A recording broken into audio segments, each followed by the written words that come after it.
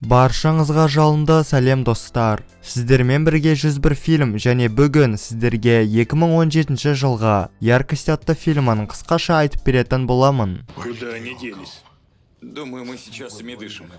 Бұл әлемде аңызға айналған нәсілдердің түр-түрі бар. Таңертең офицер Дэрил әйелінен тентек феялардың кесірінен сөз естиді.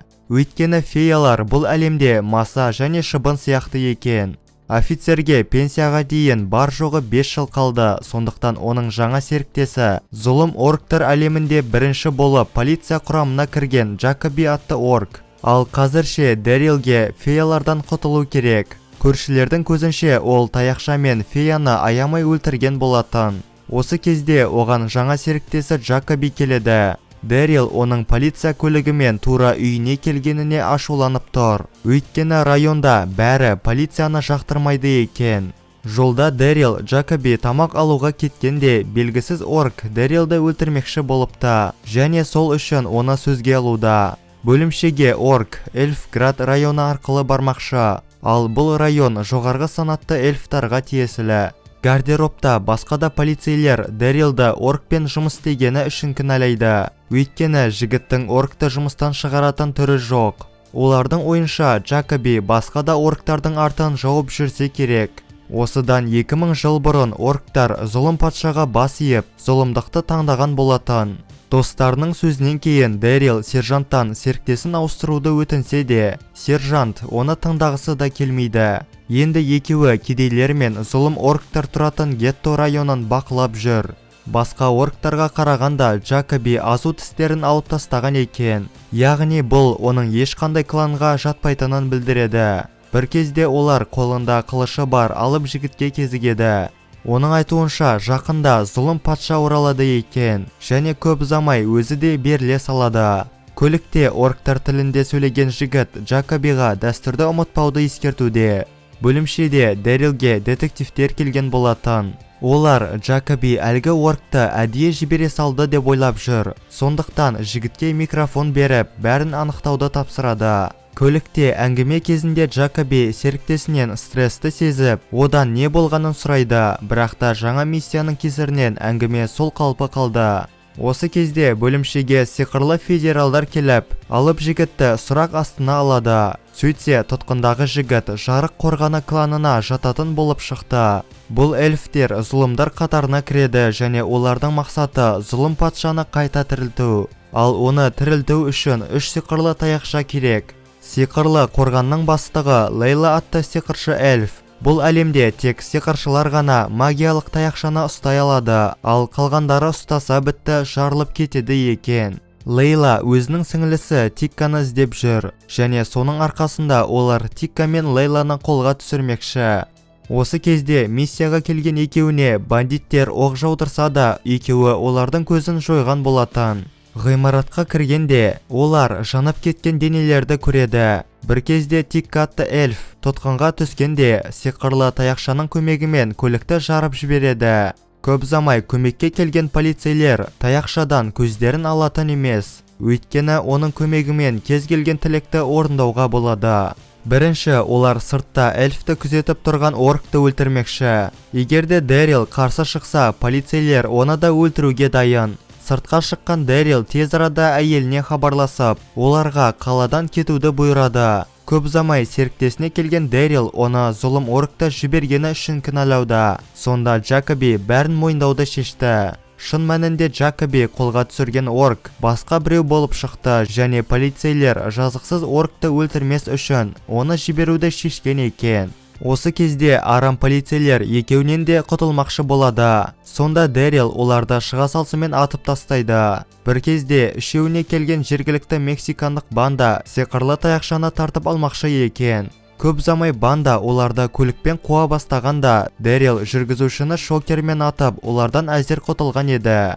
Бір кезде таяқша қайта оянып кетіп, көлікті өз күшімен тоқтатады. Осы кезде қылмыс болған жерге Лейла келіп, жарақат алғандарды өлтірген болатын. Орктың айтуынша таяқ өзінің иесіне бағынышты және одан алыстап кете алмайды. Сондықтан олар таяқты жақын маңға жасырулары керек. Әйтпесе оның кесірінен қалада нағыз соғыс басталуы мүмкін.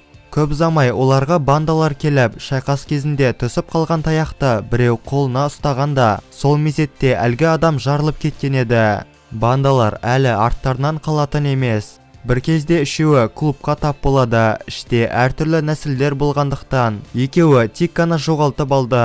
Көп ұзамай клубқа бандалар келіп, іште шайқас басталады, ал Тикка болса тамда жабысып тұр екен. Осылай үшеуі клубтан аман-есен қашып шықты. Екеуі базардан киімдерін ауыстырып, стрип-клубқа жасырынуды шешкен болатын. Бірақ та мексикандықтар оларды бәрібір тауып алып, соңында оларға берілуді ұсынады. Күтпеген жерден Лейла өз бандасымен келіп, адамдарды қырып шыққан соң көмекке келген спецназдарды да жойып шығады. Ал үшеуі болса қашып үлгерген еді. Енді жараларын емдеп отырғанда Джакоби өзінің ренішін айтуда. Өйткені орктар оны үнемі адам деп қабылдапты, ал адамдар оны жануарға теңеген екен. Көп ұзамай Дэрил көмекке бұрынғы досы шериф Родригезді шақырады. Бірақ та досы оған қаруды бағыттап тұтқынға алмақшы болады. Ал полицейлердің өлімін Джакобиге жабуды шешкен екен. Осы кезде Родригезді атып түсірген зұлым эльфтер екеуіне шабуылдағай жатыр. Дүкенге көлікпен кіріп Джакобиді езбекші болғанда, орктығының арқасында ол аман қалды. Сонда көмекке Тикка келген еді.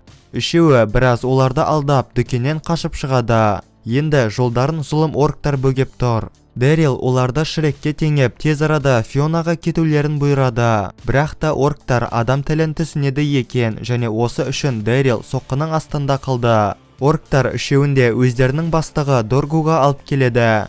Бастықтары олардан сиқырлы таяқшаны сұрағанымен олардың айтатын түрі жоқ. Сонда олар орк пен адамды барынша азаптаса да, үшеуі таяқшаны жоққа шығаруда. Көп ұзамай бастықтары оларды өлтіріп шұңқырға тастауды шешті, және бұл дәстүрді оның баласы орындамақшы екен. Бірақ та баласы алдында Джакоби құтқарған орк болып шықты. Әкесі баласын жіберіп, өзі Джакобиді өлтірген болатын. Енді Дэрилді өлтірмекші болғанда, Тикка сиқырлы таяқшаны өз қолынан алып шығып, сиқырмен Джакобиді қайта тірілтеді. Ал бұндай ғажайыпты көрген орктар үндемей оларды жіберген болатын.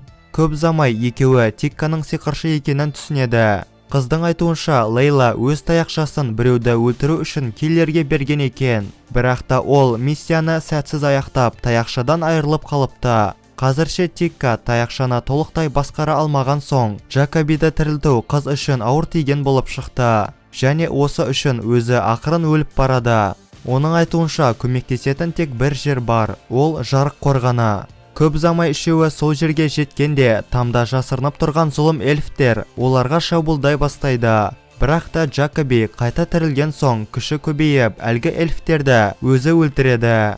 Тикка мен Дэрил Лейламен алысып жүргенде, Джакоби оны да өлтірген болатын. Дэрил Тикканы сиқырлы бассейнге қояды.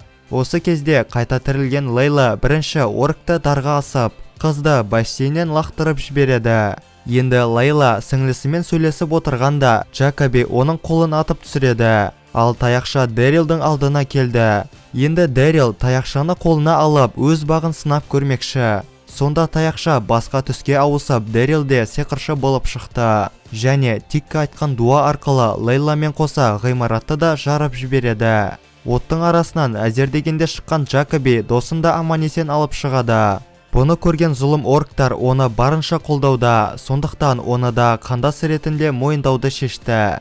Таяқты арнайы костюмдегі адамдар алып кетті, ал екеуі болса емханада жатыр. Бірақ та кісенде тек Дэрил ғана. Бір кезде Дэрил оған федералдарға ештеңе айтпауды бұйырса да, Джакоби өзін ұстай алмай бәрін айтып берген болатын. Көп ұзамай екеуі әскери орденмен марапатталады, ал достарының мерекесіне Тикка да келген екен. Осымен біздің Яркость атты киномыз аяқталады. Достар, видеоны соңына дейін көргендеріңізге үлкен рахмет, және де лайк пен подписаться кнопкаларын басуды ұмытпаңыздар. Ал ендеше келесі видеода жүздескенше сау болыңыздар.